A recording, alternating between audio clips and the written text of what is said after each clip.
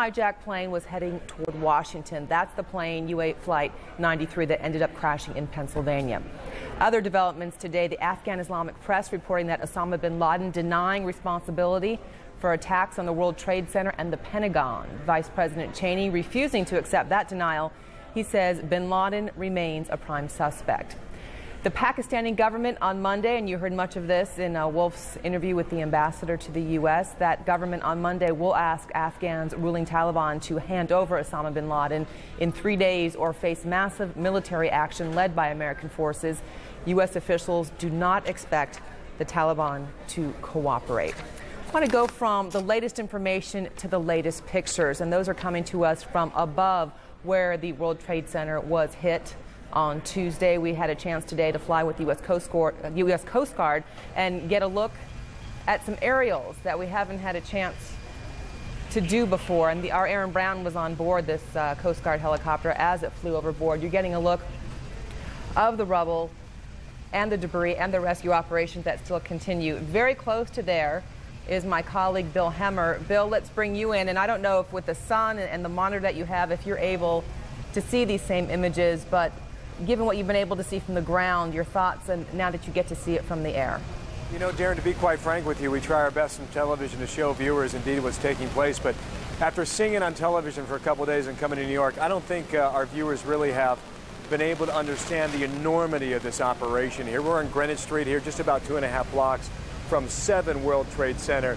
That's the building in the foreground behind us. It's a 47-story building, Darren.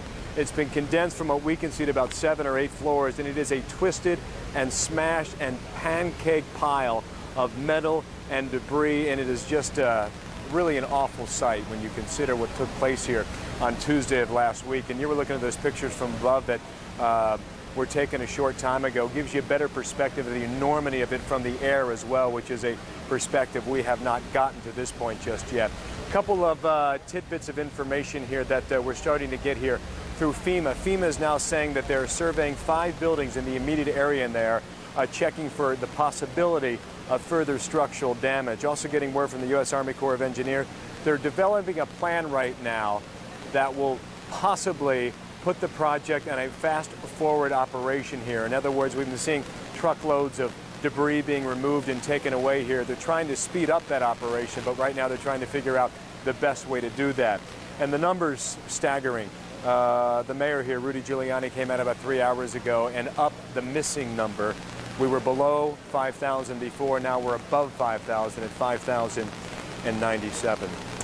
It is an astonishing story, Darren, that we consider to see playing out again today. One other note here, we're seeing quite a few of onlookers come down. Some of the streets and the rules here have been relaxed a little bit today. Hundreds of people have come down to get their own view of what we're seeing behind us. And quickly, these masks right here went out about 3 hours ago. We were told that there would be an implosion, a controlled implosion in the rubble behind us that hasn't taken place just yet. And they were warning us in case there were any toxic fumes in the area. They passed out these paper and cloth masks just so that everyone in the area was indeed safe. Darren? Bill, I want to focus our attention. When we look at those aerial pictures, it reminds us that there has been so much attention focused on what happened above ground and those tall towers. But I think a lot of people aren't familiar that there's quite a bit that was underground the World Trade Center, at least 6 or 7 levels, including parking, a concourse, subway, a number of things below there. And I think there we have the graphic of what you can see was underneath the towers. Perhaps some hope that people who were in that part of the World Trade Center,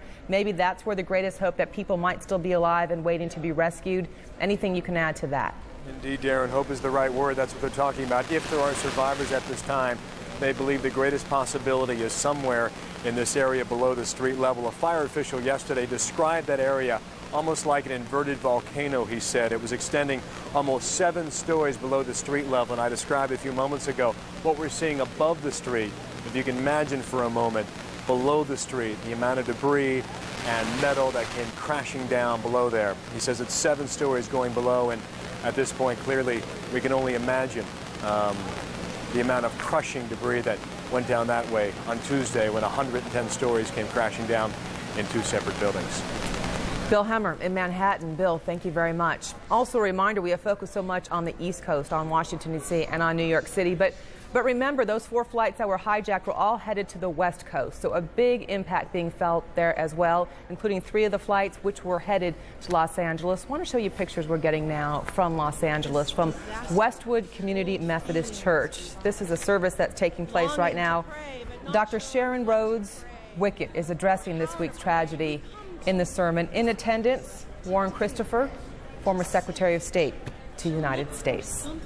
We continue to bring you the pictures of America as it mourns and as it recovers and goes on. And on that note, back up to Wolf in Washington, D.C. Thank you very much, Darren. And was the United States intelligence community caught off guard during Tuesday's attack? For answers, we turn to 3 distinguished guests. The former CIA Director James Woolsey, the chairman of the National Commission on Terrorism, Ambassador Paul Bremer, and retired U.S. General William Odom, a former director of the National Security Agency. Gentlemen, thanks for joining us. General Odom, I'll ask you that question. Was the U.S. intelligence community caught by surprise? Clearly. I think people call this attack the biggest event since Pearl Harbor, the biggest attack on the U.S. surprise attack. The intelligence community was completely caught off guard then, and the CIA and the intelligence community was created by the 1947 National Security Act to prevent future such surprises, which raises real questions about what's happened in the last 50 years. Why do you believe the U.S. intelligence community was caught so completely off guard, by surprise, by Tuesday's attack? Well, I would cite, there are many factors, but I would cite a couple as being the main ones. Over the past 10, 15 years, we've had a lot more publicity about our intelligence, a lot more leaks about what it can do, and people like bin Laden and other terrorist incidents have learned a great deal about how to evade it. The technical side of the intelligence community has faced a modernization in communications that it has to keep up with, and it may not have kept up with that as well as it should. What's your take on that, Ambassador Bremer? Well, I think it's certainly a failure. I think it's a long-term and a short-term problem. We really have done a lot of damage to our intelligence services starting in the mid-'70s with the Church Committee hearings and a progressive downgrading of human intelligence in favor of technical intelligence. And you can't get good intelligence against terrorists, really good intelligence, without having spies and terrorist groups. And the more recent problem was that the previous administration put into effect some guidelines which restricted the ability of CIA agents to go after these kinds of very high-value, very difficult targets, no question, these terrorist spies. And so the bottom line is that the U.S. simply was not prepared. Well, as the general says, if you have 5,000 people killed, there's obviously been a major failure. You agree? Surely. We were basically spying with one arm tied behind our back. These restrictive limitations on not being able to recruit people who have some violence in their past as spies were ridiculous, and I hope those are going to be junked within days if they haven't been already. Also, we have had budget cuts. I mean, the CIA and American intelligence actually did a pretty good job at Y2K. They had money put into the budget in '98 and '99. People were worried about terrorist incidents at Y2K. In the morning of January 1st, 2000, the budgeteers in both the executive branch and the Congress dusted off their hands and said, well, terrorism is solved, no more problem there, let's cut the budget back. So, and the other thing people need to realize is that a number of these people who executed this terrible attack have been in the country, some of them for 7 or 8 years. American intelligence has absolutely nothing to do with spying on people in this country. It's a law enforcement matter if you have some sort of probable cause that a crime is being committed. So then we said on the Terrorism Commission that I served on, that Jerry chaired, that there are also some restrictions that on the FBI's ability to investigate terrorist groups in this country that I think you could not do away with, but you could loosen up some and still be well within the framework of the Constitution. General Odom, I see you want to jump in. Particularly when you get the FBI here. Our counterintelligence, which plays a considerable role here, is very fragmented. There is no place in the United States government where a comprehensive counterintelligence picture can be gotten. There's a lot of parochial turf boundary fights between the FBI, CIA, and the military services. It is my experience that when you mix criminal investigation and law enforcement with counterintelligence, you get very lousy counterintelligence. It's a different set of skills. And I think now is the time to do something that, for political parochial reasons, we haven't been able to do. I think the FBI should be taken out of the counterintelligence business, left to law enforcement. We need a national counterintelligence service under the DCI with direct operational control over the 3 military services counterintelligence and the CIA's. That raises enormous alarm bells for a lot of civil libertarians, doesn't it? I don't think it does. If you think it through, I don't think it has to. No, I think it would be less than the case of the FBI. Whatever the solution, it's clear that the United States government operates under in effect, a sort of a phony distinction between domestic and international terrorism. And people have warned, including our commission that Director Woolsey and I sat on, we've warned for a long time that this is a distinction that the terrorists don't keep. It's one that we keep for bureaucratic reasons, but it's not one the terrorists keep. And just to explain it to our viewers out there, the CIA operates outside of the United States, the FBI operates inside the United States. And it's clear that you need to have a more seamless interaction of the intelligence that is collected, however it's collected under whatever guidelines there are, and we need better capacity to analyze that. We don't have enough analysts. We don't have enough linguists to deal with this tremendous flow of information we're getting. All of this has been pointed out not only by our commission but by others. As an illustration of what both Jerry and Bill said, according to the New York Times this morning, CIA picked up some interaction overseas between 2 of the people who conducted the terrorist operation and some associates of bin Laden. A couple of weeks ago, passed the information on. In one way or another, it wound its way through the Immigration Service to the FBI, and no one was able to catch up with things on time. It just took, they got into inboxes and outboxes, inboxes and outboxes. But let me, well, we've been hearing for the last couple of years that the cooperation between the FBI and the CIA has never been better. It's getting better. It's cosmetic at the top organizationally.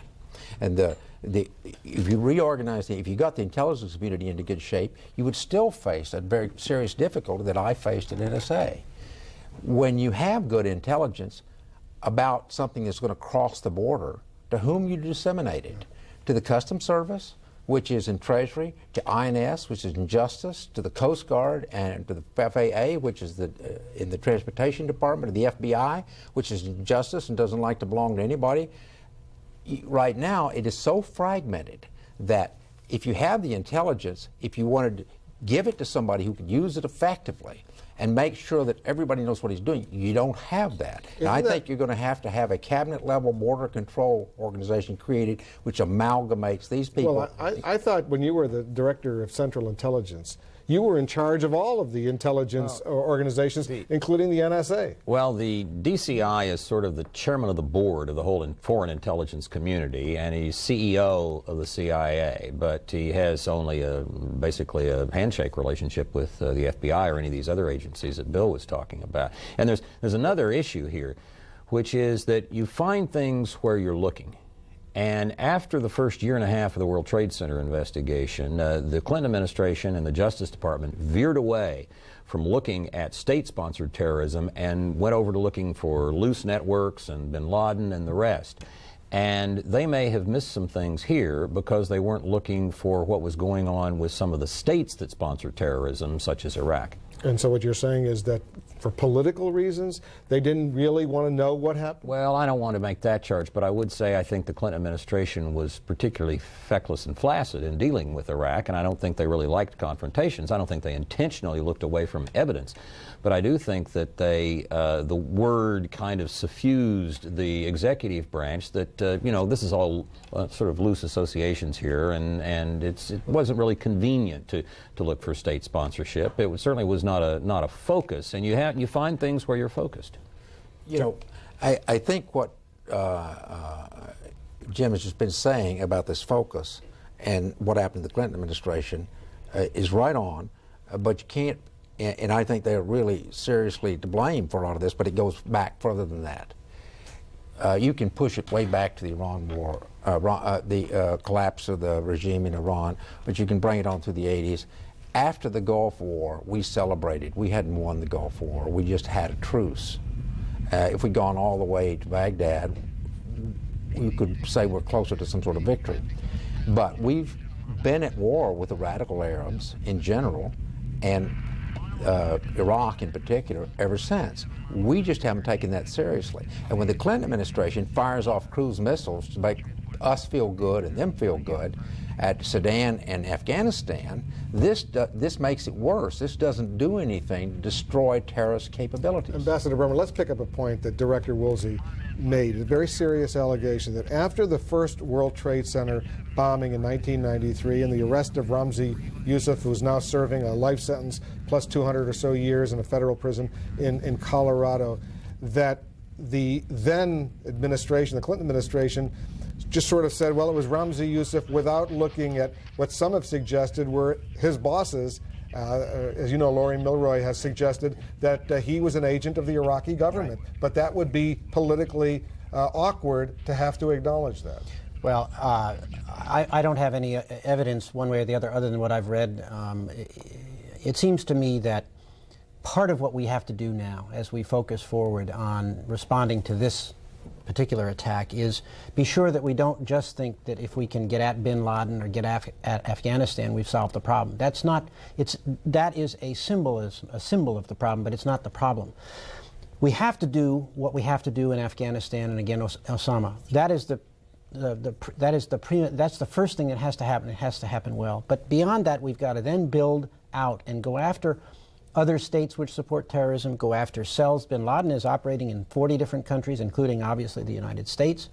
We have to go to our allies and say, your ambiguity towards states like Syria and Iran and Iraq has got to stop. We got to stop seeing French and Italian businessmen getting off airplanes in Baghdad and signing contracts, and the same thing in Tehran. We have to get a new international consensus against terrorism. That's the job that now lies before our country. It's a job that is going to take years now. It's not a job of months.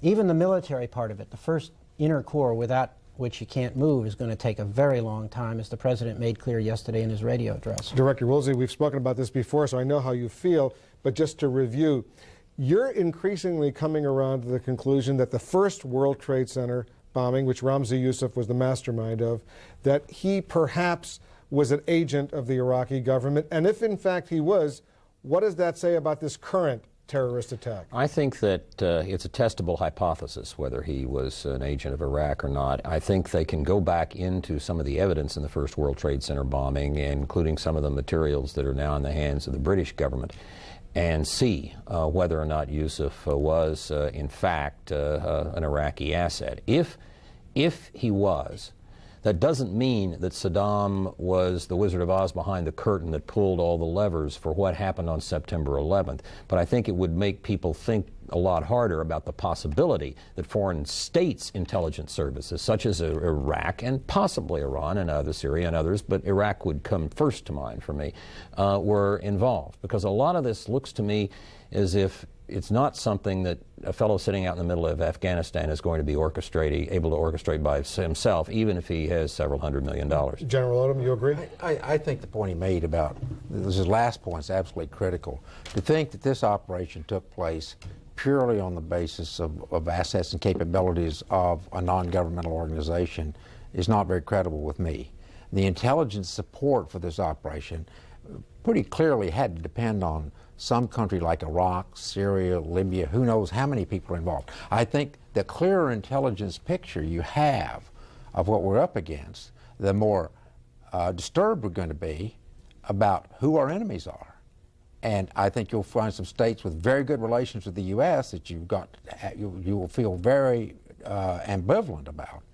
And it's not clear what the policy implications of this will be. Ambassador Bremer, if you look at a range of terrorist threats now facing the United States in the aftermath of Tuesday's attacks, what are the most serious threats? Well, the most obvious and serious one is that we haven't rolled up the entire operation that was here in the United States. We know from the press reports, at least, that the FBI believes there are some pilots missing who may have been involved in this. It's quite obvious, with more arrests again announced today, that this was a very broad operation involving dozens of people, if not hundreds of people, many of them in the United States and many of them here long term. So the most immediate threat is that we haven't seen that the other shoe is going to drop from this group. Then there's always a threat, as there always is with terrorism, of copycat operations, people who are not necessarily involved here but who think, gee, that was a great idea, I'm going to try it. And if there is a state behind this, of course, then we don't know what could be next. It could be almost anything. And of course, in counterterrorism, as in war, we usually prepare for the last battle and the last war. I mean, bin Laden moved from attacking embassies to attacking a frigate, which we never thought was going to happen, to now attacking commercial airliners, which people hadn't anticipated. And we keep closing the barn door each time after the horse is gone. I don't know what the next one is. We got to do those things. We got to fix the aircraft security, but who knows what's next? Director Woolsey? I think Jerry's right, and I think that it is just essential that we go back over these past terrorist events and look carefully at all the evidence to see where the strands of proof lead. We haven't done that yet. The Bush administration is not the one that made these mistakes. If they were made, it can have a fresh start, it can have a fresh look, and it really should. How worried, General Odom, this will be the last word, how worried should the American public be right now?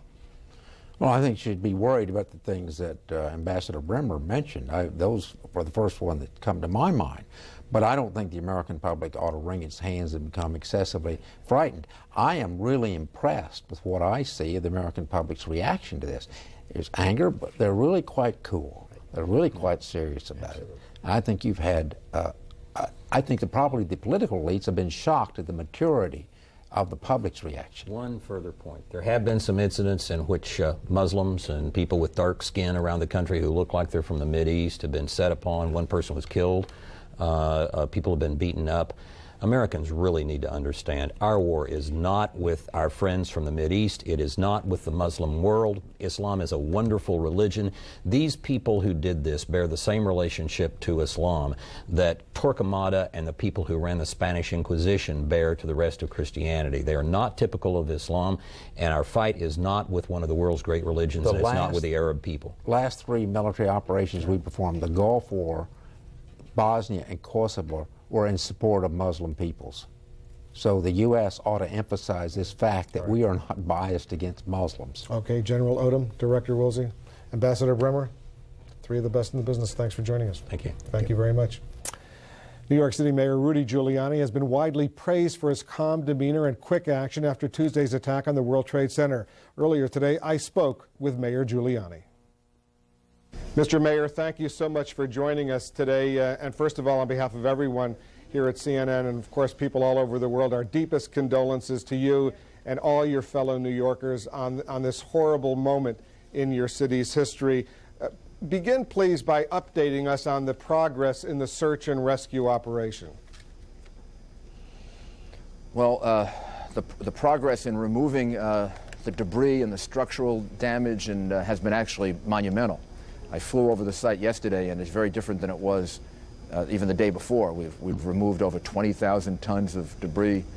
About 1,200 trucks have gone through, and so that the site is more controllable now from the point of view of relief and rescue efforts. I wish I could report more progress in saving people, which, except for the first day, we have not had progress. We haven't given up hope yet. And the experts tell us that there still is some hope that we could find people. But, you know, we would be, I think, all much happier if we were finding and saving more human beings. My firefighters and police officers and the people that Governor Pataki has given us from the state and the federal people, they're all there. Getting rid of the debris and the rubble is part of it, but the thing that's really driving them is they're hoping to be able to find survivors, and they haven't had any success in the last couple of days. What do you need most, Mr. Mayor, right now? Do you need more volunteers to come to New York City and help in this operation? We actually don't. The showing of support and the volunteers that have come here, and even those that have come here and actually there's nothing for them to do right now, has been wonderful for the spirit of the city. It's kind of like we're all embracing each other. America is embracing each other, and that show of support is enormously important. But right now, it's more targeted expertise that we need as opposed to large numbers of people. And the very best thing for people to do, rather than to just volunteer, is to make donations to charities that are obviously legitimate charities if they want. And then if called upon, either by the city, the state, or the federal government to help, well then obviously we need their help. We have help from the state of New York and Governor Pataki. We have help from President Bush.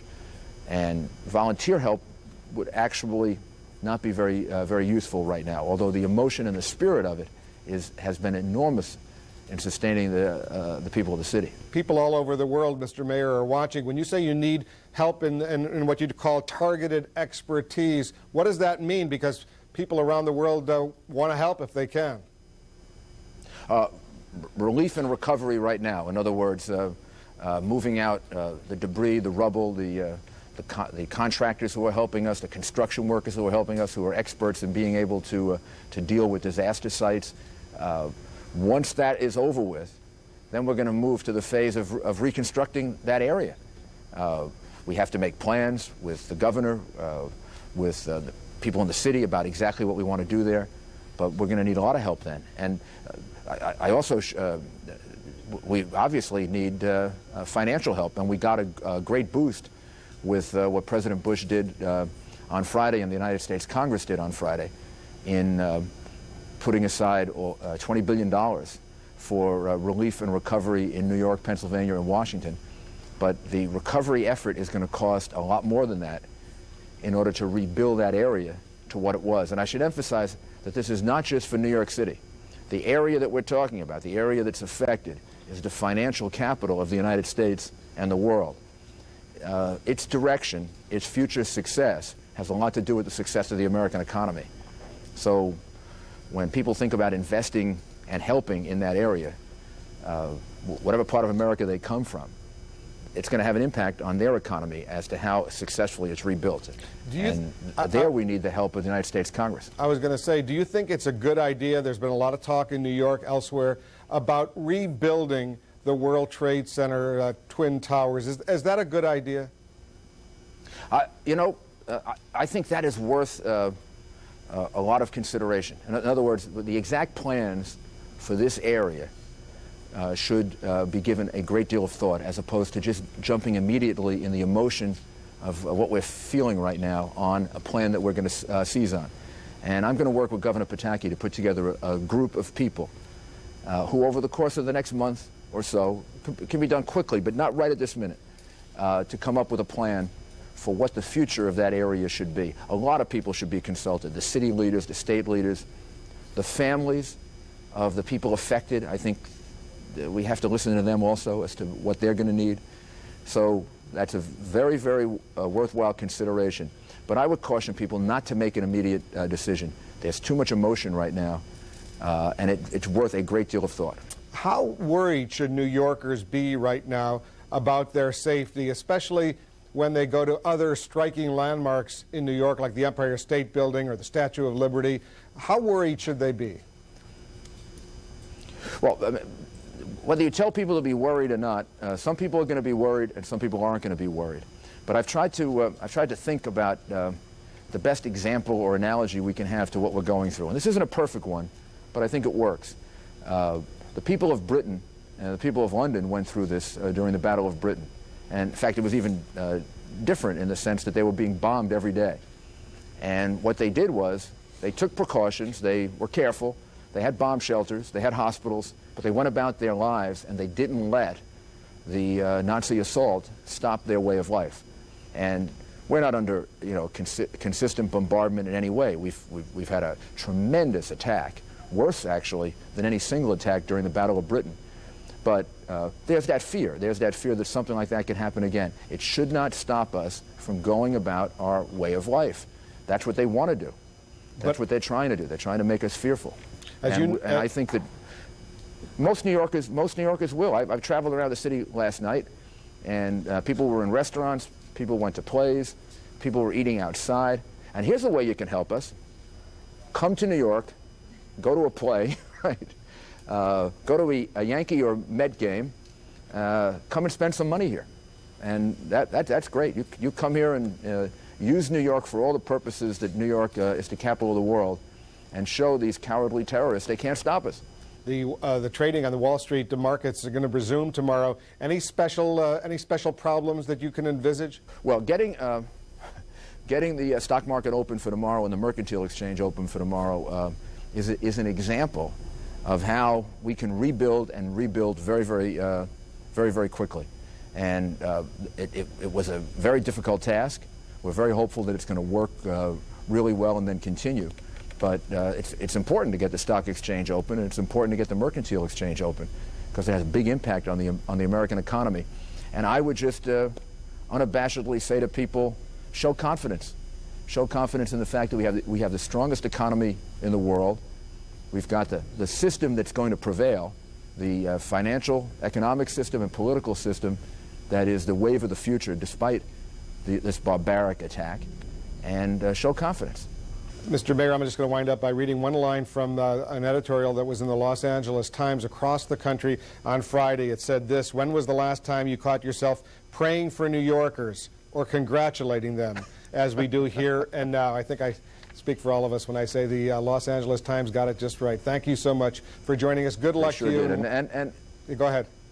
And we pray for America. That's what we all do. We're all in this together, and we're all Americans, and we pray for our country, and we know it's going to prevail. Thank you very much, Mr. Mayor. Thank you. And around the country today, Sunday, people have been attending services here in Los Angeles. We're looking at some live pictures now, for example. This scene that we're seeing in these pictures in Los Angeles, of course, similar to church services around the country. During this difficult time, many people, including world leaders, survivors, families, are turning to prayer for comfort. And at this moment, I'd like to pause and listen to some of the events happening in the United States today. Our words, our deeds, and in the giving of our gifts. At this time of offering our gifts, our tithes, let us indeed be most merciful.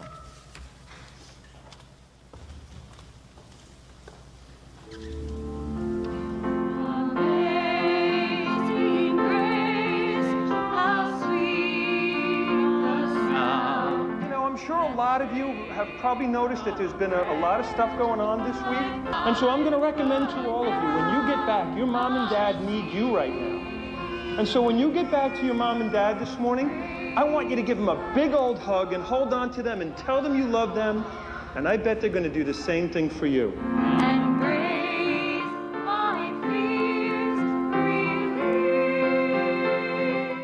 Yes, as difficult as it is, Jesus' command to forgive and to love our enemies calls us to eventually move beyond all of our mixed and tangled feelings toward that healing and wholeness which only God's justice and God's love can bring.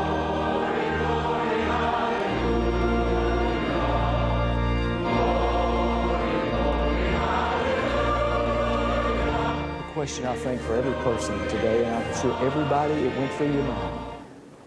What if I'd been on that airplane with just a few minutes of life? What if I'd been sitting in one of those towers and looked up and saw that plane coming into my office building?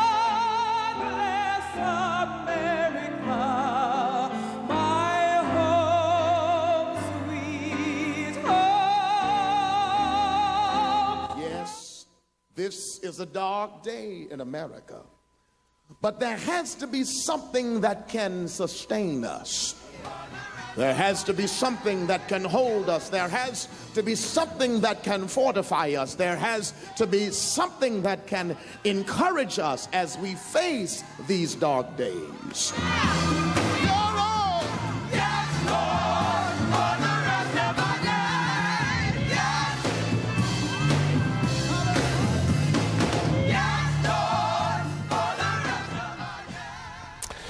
Millions of people praying today on this day, this first Sunday after the disaster last Tuesday. Here to discuss the power of prayer, religion, and family are two guests.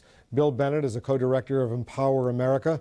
And from our Boston Bureau, Rabbi Harold Kushner. He's the author of When Bad Things Happen to Good People. Gentlemen, thank you for joining us. Before we get started, just want to point out we had hoped that the very Reverend Nathan Baxter from the Washington National Cathedral would be with us as well, but unfortunately he was not able to make it this afternoon. And Rabbi Kushner, let's begin with the very title of your book that so many of us read many years ago, When Bad Things Happen to Good People. In that book, you write this: why then do bad things happen to good people? One reason is that our being human leaves us free to hurt each other, and God can't stop us without taking away the freedom that makes us human.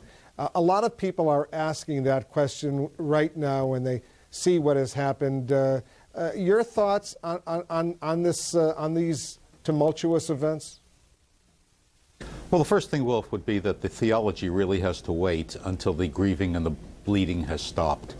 That the first thing you ask in a case like this is not why does God let it happen, but how can I help people to whom it happened? When you have done that, when we observed, as we've just about finished, the 7-day memorial period, which is psychologically useful, then you ask, where was God in all this? And my answer is that God didn't want this to happen. God grieves with us. God inspires firefighters and rescuers to risk their lives. God motivates people to give blood, to give money, to do whatever they can to help people. This is where I find God, not in the accident, but in the incredible resilience of the human community to surmount the accident and to insist that life is worth living even in a precarious world.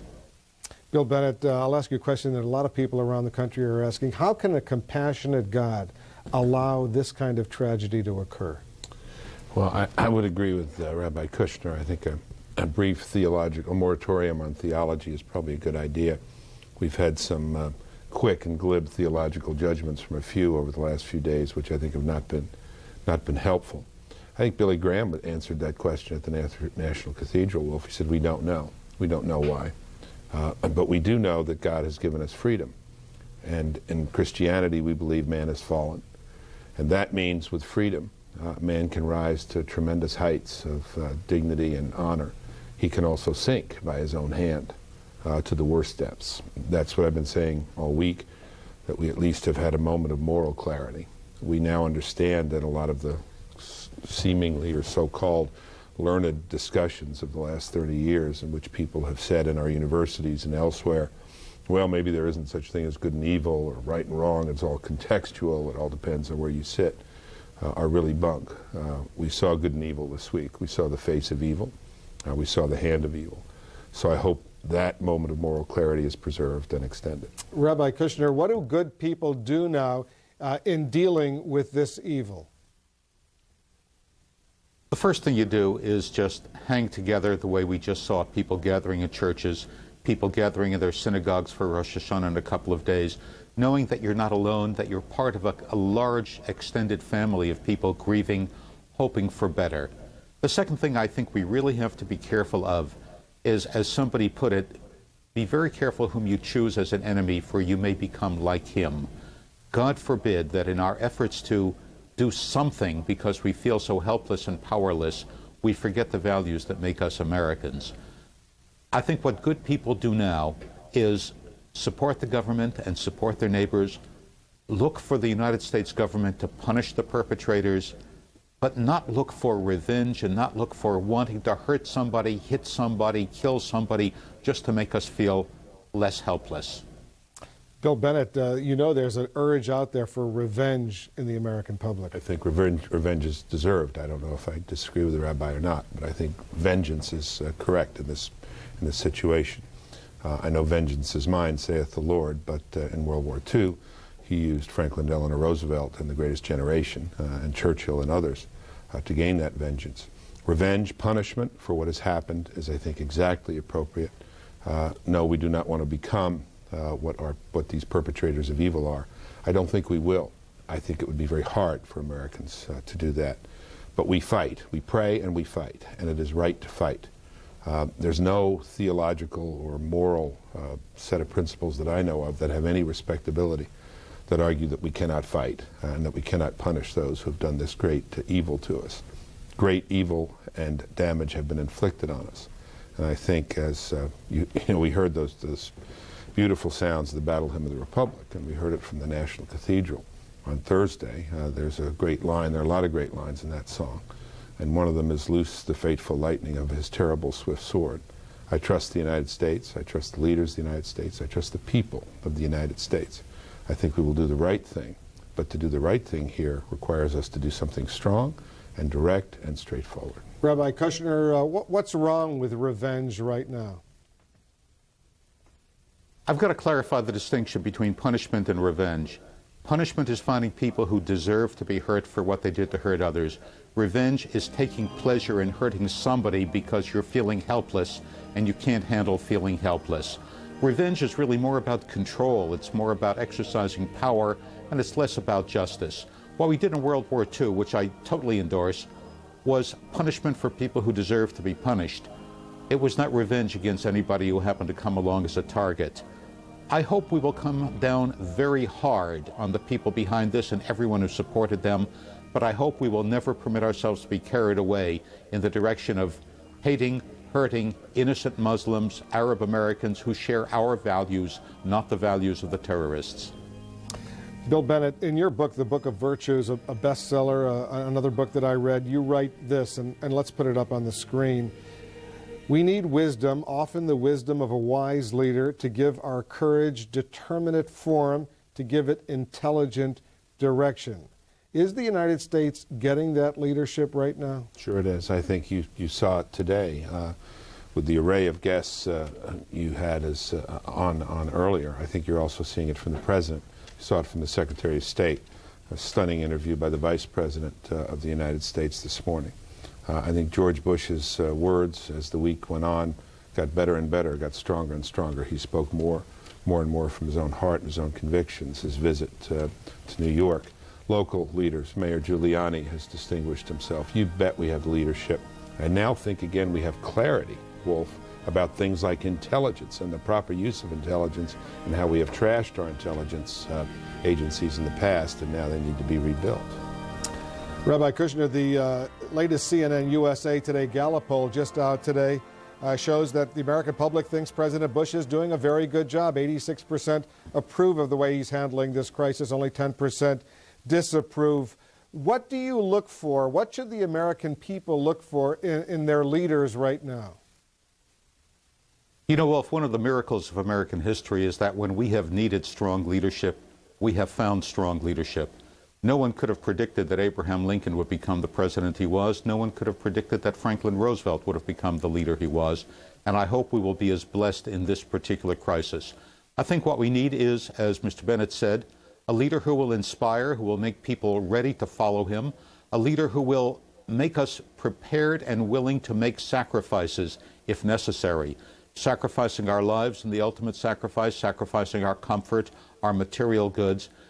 But perhaps more than anything else, we will require a leader who has the wisdom to know when not to listen to the public clamoring for military action and violence, when to act strongly and when to withhold the terrible swift sword.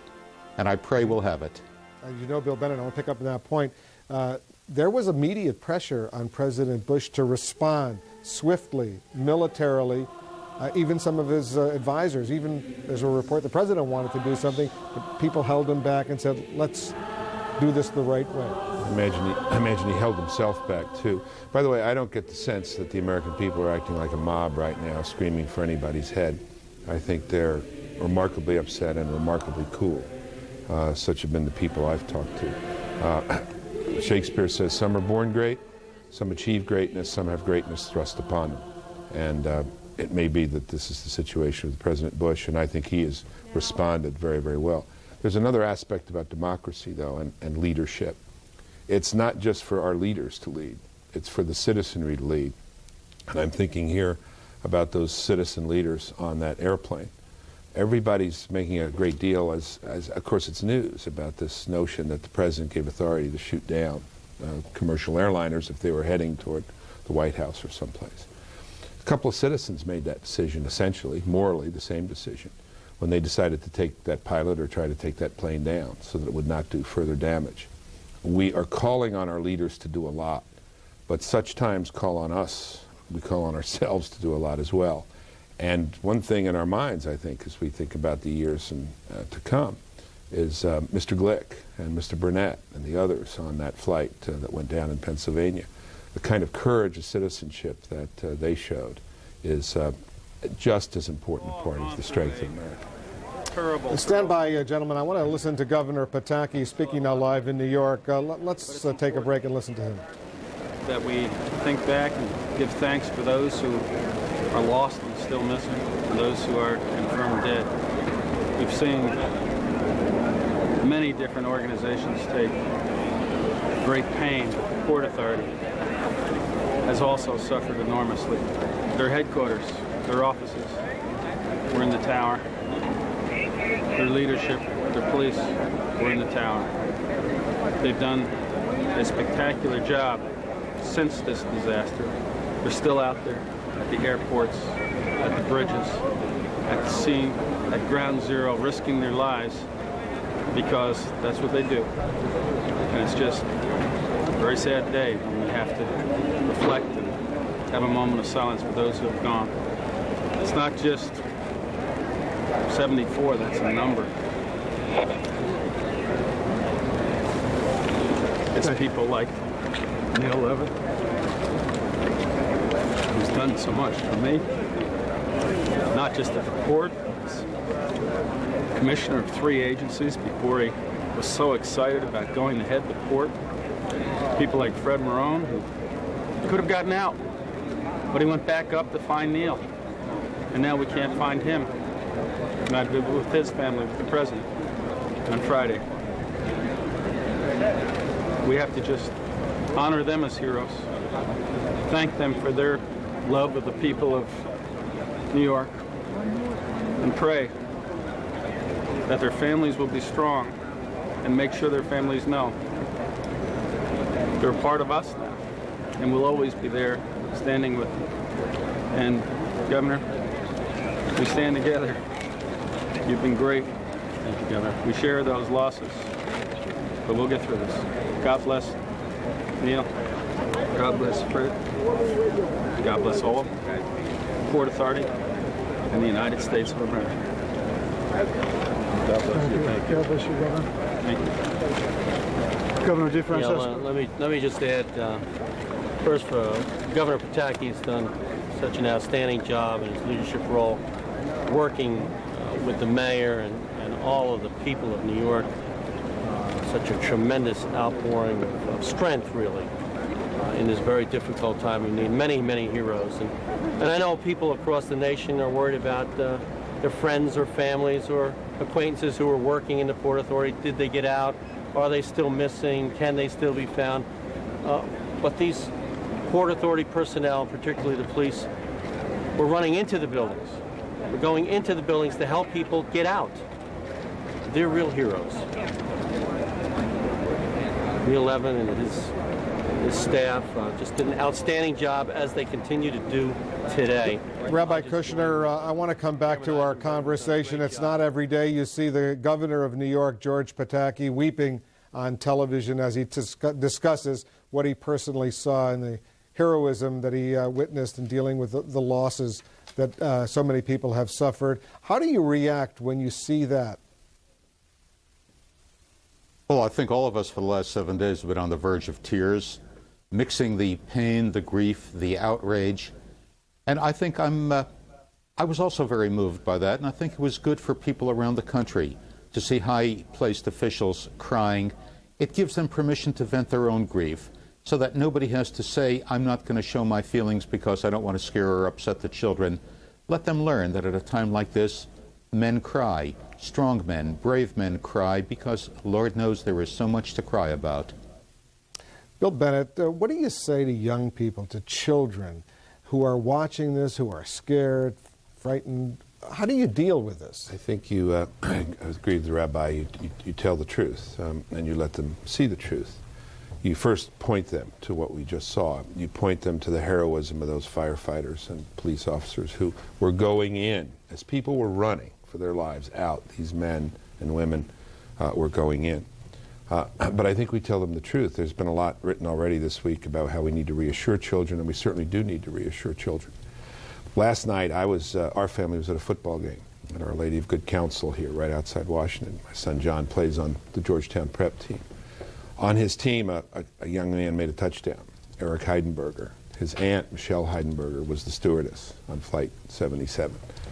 And everybody erupted in a cheer for Eric. And when the folks from the opposite team heard that, who this young man was, who he was related to, they cheered too. There is, in the particular acts we do, a way of reconsecrating our lives, reminding ourselves of what's important, and carrying on in the best kind of way. And I think children to see that honest emotion that Rabbi Kushner was talking about, and to hear the truth. And when they ask us, you know, should we be afraid? Yeah, there are some things to be afraid of. Absolutely. Are we safe? Yes, you're safe. But it is a dangerous world. For the last 10 years, I think we've forgotten that it is a very dangerous world. The other thing, though, I have to tell you, Wolf, about young people, guys we saw last night, and young people I've been talking to this week, a lot of them are scared. A lot of them are ready to do what is asked of them. And we may have another greatest generation in the making, and they may be called upon to make sacrifice. Rabbi Kushner, what do you tell your members of your congregation? What do you say to them how they should deal with their children on these horrendous issues? Hug them and keep them close. Tell them how important they are to you.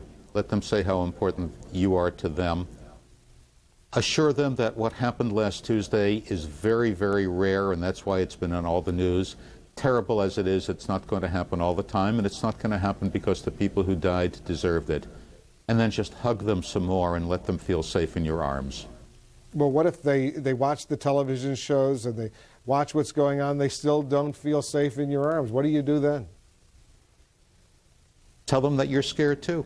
And tell them that all you can do is live in a world which is sometimes very scary, but that the government, the army, the police, the authorities, and their mothers and fathers are around there to keep them as safe as possible. Sooner or later, children do learn that the world is not fair, and all you can do is tell them that we'll be here to try and protect you as best we can. But what's the alternative? All you can do is go out and live bravely, because the alternative is just unacceptable. And Bill Bennett, you can wind this up. When you saw Governor Pataki crying on our screens just a few minutes ago, is that a sense of reassurance to the public out there, or is there a sense of alarm that here the governor of New York is crying? Look, I think in some ways, ironically, we are a better country in a week. We're better because I think the better angels of our nature are coming more to the surface. And there's another leader who's distinguished himself this week. That's all part of the story. There's been a rap on America for the last few years that, you know, it's phony, it's all phony, it's phony emotion. And every time a politician speaks, it's, you know, they're fooling you, they're dissembling. We saw some honest men and women this week speaking honestly and from the heart, from our president on down. And that's a good thing. And by the way, that's a very good thing for children to see. Bill Bennett, thank you very much. Rabbi Kushner, for Bill Bennett, let me take this opportunity to wish you a Happy New Year as the Rosh Hashanah holiday begins tomorrow night. Thanks to both of you for joining us. And the city of Washington, D.C. has been affected dramatically by the attacks on the Pentagon and the World Trade Center. Here now to give us some perspective is CNN's Washington Bureau Chief Frank Sesno. Frank, your thoughts on what we have all seen? Well, Wolf, what we've experienced, what we've seen here in the nation's capital is unlike anything most of us have experienced in our lifetimes. Without question, the Capitol's been transformed. Not despair, though, but purpose, as we've heard today. Anxiety, for sure, but mostly it's been determination and remarkable unity. As we've heard over and over again, the destruction in New York was the costliest foreign attack ever on American soil. The strike at the Pentagon, the first time in 189 years since the War of 1812 that Washington has been attacked. Outwardly, the signs of change are obvious. Prayer and vigil, patriotism and pride, recovery now at the Pentagon. Heightened security around government buildings. The tours still run, but they're sparse and different. The Capitol's monuments, icons of American freedom and history, open again, but where flags still convey the mood, and the few visitors search for words. But there's no doubt in my mind that we'll be stronger and we'll overcome this and be a better nation for this. I walked around with goosebumps and tears in my eyes. I mean, it's just really, this is America. And on Washington's inside, where a week ago there was partisan rancor over the budget and education, now it's about homeland defense and defeating the global scourge of terrorism. Now it's about survival. And so, Wolf, in just a matter of days, a $40 billion recovery and relief package passed the Congress, a use of force resolution passed the Congress.